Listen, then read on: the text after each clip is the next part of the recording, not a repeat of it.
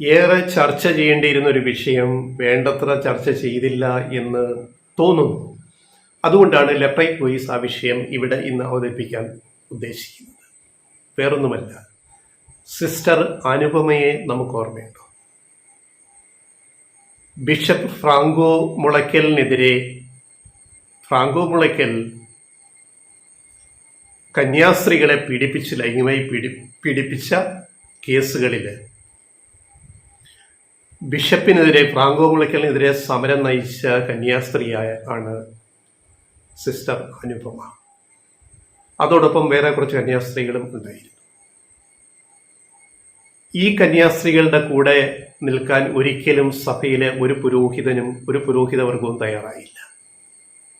പുരോഹിതവർഗം മുഴുവൻ ഫ്രാങ്കോ മുളയ്ക്കലിന് വേണ്ടി സപ്പോർട്ട് ചെയ്തു. അവസാനം നിയമത്തിന്റെ ഒരു പഴുതിലൂടെ, നിയമത്തിന്റെ സംവിധാനത്തിന്റെ ഒരു പഴുതിലൂടെ, വേണ്ടത്ര തെളിവുകൾ കോടതിയിൽ കൊടുക്കാതെ ഒരു പഴുതിലൂടെ ഫ്രാങ്കോ മുളയ്ക്കൽ കുറ്റവിമുക്തനാക്കപ്പെട്ടു. കുറ്റവിമുക്തനാക്കപ്പെട്ടതുകൊണ്ട് ഫ്രാങ്കോ മുളയ്ക്കൽ വിശുദ്ധനാവുന്നില്ല. നമ്മൾ പറയും കോടതി നിരപരാധിയായി പ്രഖ്യാപിച്ചല്ലോ. ഒരു കോടതി തെളിവുകളുടെ അഭാവത്തിൽ ഒരാളെ ശിക്ഷിക്കാൻ കോടതി കഴിയുന്നില്ല.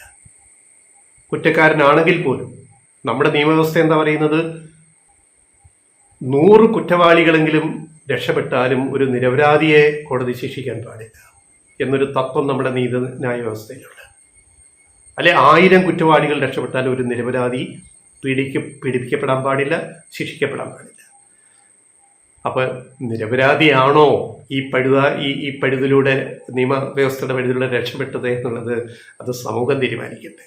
അപ്പം നിയമത്തിന്റെ ഒരു പഴുതിലൂടെ ഫ്രാങ്കോ മുളയ്ക്കൽ എന്ന ബിഷപ്പ് കുറ്റവിമുക്തനാക്കപ്പെട്ടെങ്കിലും അവിടെ ഏറ്റവും പീഡനം അനുഭവിച്ചത് കുറെ കന്യാസ്ത്രീകളാണ് ഇതിനെതിരെ സമരം ചെയ്തത്. അതിനെ നേതൃത്വം കൊടുത്ത ആളായിരുന്നു സിസ്റ്റർ അനുപമ. അവര് സഭാവസ്ത്രം ഉപേക്ഷിച്ചു, ശിരോവസ്ത്രം ഉപേക്ഷിച്ചു. അവർ സാധാരണ ജീവിതത്തിലേക്ക് പോകാൻ തീരുമാനിച്ചു.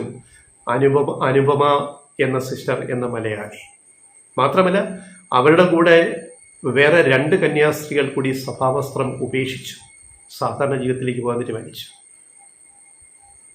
എന്തുകൊണ്ട് ഒരു കന്യാസ്ത്രീ സഭാവസ്ത്രം ഉപേക്ഷിച്ചിട്ട്, കന്യാസ്ത്രീ പട്ടം ഉപേക്ഷിച്ചിട്ട് കുടുംബ ജീവിതത്തിലേക്ക് പോകുന്നു, അല്ലെങ്കിൽ ഒറ്റയ്ക്ക് ജീവിക്കുന്നതിന് പോകുന്നു എന്ന് നമ്മൾ ആലോചിക്കണം. ഈ സഭയുടെ തലപ്പത്തിരിക്കുന്ന ബിഷപ്പുമാരും പുരോഹിതന്മാരും ആലോചിക്കണം. ഇപ്പൊ ആരൊക്കെയാ സഭ വിട്ടുപോയത്? ഫ്രാങ്കോ മുളയ്ക്കൽ ഇപ്പോഴും സഭയിലെ വലിയ പ്രധാനിയായിട്ട് അവിടെയുണ്ട്. ഇത്രയും കന്യാസ്ത്രീകളെ പീഡിപ്പിച്ച കേസുകൾ വന്നിട്ടും അദ്ദേഹം മാന്യനാണ്, അദ്ദേഹം വിശുദ്ധനാണ്. രാജിവെച്ചു പോയതിലെ കന്യാസ്ത്രീ വസ്ത്രം ഉപേക്ഷിച്ചു പോയതിൽ സിസ്റ്റർ അനുപമ മാത്രമല്ല, കൂടെ 2 പേരും പോയി. ഇതൊന്നും വലിയ ചർച്ചയായില്ല. അപ്പോൾ sister Anupama, sister Neena rose, sister Josephine എന്നിവർ സഭാ തിരുവസ്ത്രം ഉപേക്ഷിച്ചിട്ട്, കന്യാസ്ത്രീ പട്ടം ഉപേക്ഷിച്ചിട്ട് വെറും സാധാരണ സ്ത്രീകളായിട്ട് ജീവിക്കാൻ തീരുമാനിച്ചു. ഇത് സഭയോടുള്ളൊരു ചോദ്യമാണ്. ഇതിൻ്റെ ഒരു കാര്യം കൂടി പറഞ്ഞിട്ട് വീഡിയോ അവസാനിപ്പിക്കാം. ഈ നമ്മുടെ സഭാ മേലധ്യക്ഷന്മാർ, ക്രിസ്ത്യൻ സഭാ മേലധ്യക്ഷന്മാർ വടക്കേ ഇന്ത്യയിൽ നടക്കുന്നവല്ലോ കാണുന്നുണ്ട്. വടക്കേ ഇന്ത്യയിൽ നിങ്ങളുടെ കുഞ്ഞാടുകളോട്, അല്ലെ നിങ്ങളുടെ സഭാപ്രവർത്തകരോട് BJP, സംഘപരിവാർ, ബജ്റാന്തകളൊക്കെ കാണിക്കുന്ന അക്രമങ്ങളെക്കുറിച്ച് നിങ്ങൾ ചിന്തിക്കാറുണ്ട്? ഇവിടുത്തെ ബിഷപ്പുമാർ ഏറ്റവും ഒടുവിലത്തെ കേസ് പറയാം. കഴിഞ്ഞ ദിവസം ഛത്തീസ്ഗഡിൽ മലയാളി വൈദികനായ, കൃത്യം പറയാം നടന്ന സംഭവം, മലയാളി വൈദികനെ കുടുംബത്തെയും മർദ്ദിച്ചു. എന്താ കാര്യം? മറ്റാണ് രസം. ഫാദർ ജോസ് തോമസ്, ഛത്തീസ്ഗഡില് ഒരു ക്രിസ്ത്യൻ ദേവാലയത്തിലെ വികാരി, പുരോഹിതൻ, അദ്ദേഹം കുടുംബസമേതം താമസിക്കുന്നു. കുർബാന സമയത്ത്, ആരാധനാ സമയത്ത് സംഘപരിവാറിന്റെ ബജ്റാന്തളിന്റെ ഒരു സംഘം അങ്ങോട്ട് കയറിയിട്ട് അവിടെ ആക്രമണം നടത്തി മർദ്ദിച്ചു. ഈ പുരോഹിതനെയും കുടുംബത്തെയും മർദ്ദിച്ചു. അത് കഴിഞ്ഞിട്ട് പോലീസ് പോലും പിന്തുണ കൊടുത്തില്ല. പോലീസ് അവരെ അനുകൂലിച്ചു. ആരെ? സംഘപരിവാർ ബജ്റാന്തളിനെ അനുകൂലിച്ചു. പോലീസ് കേസ് ചാർജ് ചെയ്ത് FIR ഇട്ടു. കേസ് കോടതിയിലേക്ക് പോയി. കോടതിയിൽ പോയിട്ട് ഫാദർക്ക് ഈ പുരോഹിതനെ ജാമ്യം കൊടുത്തു. ജാമ്യം കിട്ടി അദ്ദേഹം പുറത്തേക്ക് വരുമ്പോഴും കോടതി വളവിൽ പോലും അദ്ദേഹത്തെയും കുടുംബത്തെ ആക്രമിക്കാൻ ശ്രമിച്ചു. എന്താ പോലീസ് ചാർജ് ചെയ്ത FIR? മതപരിവർത്തനം നടത്തുന്നു അത്രേ. നിർബന്ധിത മതപരിവർത്തനത്തെ നമ്മൾ ഒരിക്കലും അനുകൂലിക്കുന്നില്ല. പക്ഷെ ഒരു വ്യക്തിക്ക് വിശ്വാസത്തിൻ്റെ ഭാഗമായിട്ട് ഒരു മതം വിട്ട് മറ്റൊരു മതം സ്വീകരിക്കാനുള്ള സ്വാതന്ത്ര്യം നമ്മുടെ ഭരണഘടന ഉറപ്പുവരുത്തുന്നുണ്ട് ഉണ്ടല്ലോ. നിർബന്ധിത മതപരിവർത്തനത്തെ നമ്മൾ ഒരിക്കലും അനുകൂലിക്കില്ല.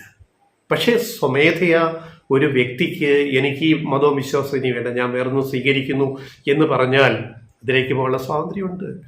BR അംബേദ്കർ ഭരണഘടനാ ശില്പി ബുദ്ധമതം സ്വീകരിച്ചില്ലേ? ഇവിടെ നമ്മുടെ നാട്ടിൽ ബാലേന്ദ്രൻ ചുള്ളിക്കാട് ബുദ്ധമതം സ്വീകരിച്ചില്ലേ?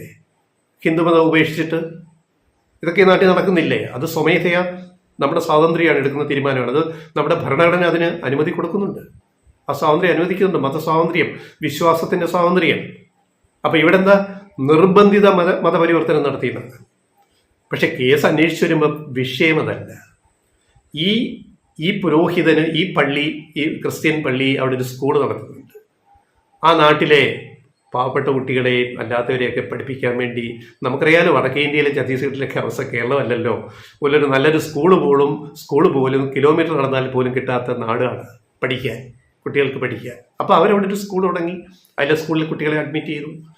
അപ്പോൾ അത് ചില ഈ പൈസയുള്ള വീട്ടിലെ കുട്ടികൾ ഫീസ് കൊടുക്കണം, പൈസ ഇല്ലാത്ത കുട്ടികളെ സൗജന്യമായിട്ട് പഠിപ്പിക്കും. അതൊക്കെ ഒരു മാനുഷിക പരിഗണനയാണ്. അപ്പോൾ ഇതിലെ 2 കുട്ടികൾ ഫീസ് കൊടുക്കുന്നില്ല. ഫീസ് കൊടുക്കാൻ സാമ്പത്തിക ഭദ്രതയുള്ള വീടുകളിലെ കുട്ടികളാണ് കൊടുക്കുന്നില്ല. അപ്പോൾ അത് ഫീസ് കൊണ്ടുവരണമെന്ന് പറഞ്ഞു. സ്കൂൾ മാനേജ്മെൻറ്റ് പറഞ്ഞു, ബന്ധപ്പെട്ടവർ പറഞ്ഞു ഫീസ് തരാതെ പഠിപ്പിക്കാൻ പറ്റത്തില്ല.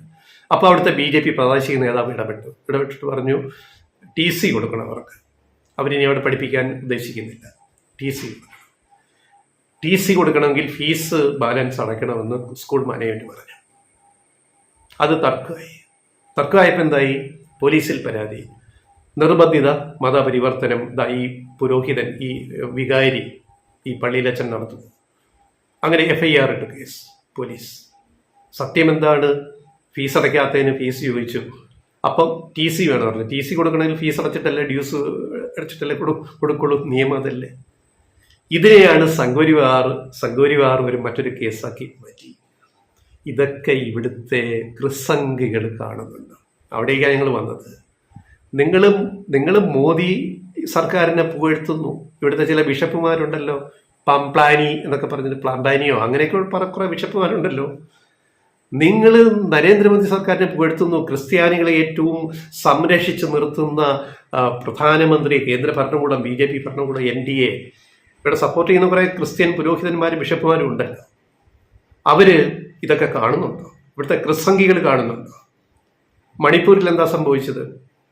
കഴിഞ്ഞ 5 വർഷത്തെ നാഷണൽ ക്രൈം റെക്കോർഡ്സ് ബ്യൂറോ എടുത്തു കഴിഞ്ഞാൽ, ബ്യൂറോയുടെ ഡേറ്റ എടുത്തു കഴിഞ്ഞാൽ വടക്കേ ഇന്ത്യയിൽ ക്രിസ്ത്യാനികൾക്ക് നേരെ നടക്കുന്ന അക്രമങ്ങൾ, സംഘപരിവാർ ബജറാംഗങ്ങൾ ഉൾപ്പെടെ നടന്ന അക്രമങ്ങളുടെ ലിസ്റ്റ് നോക്കുക.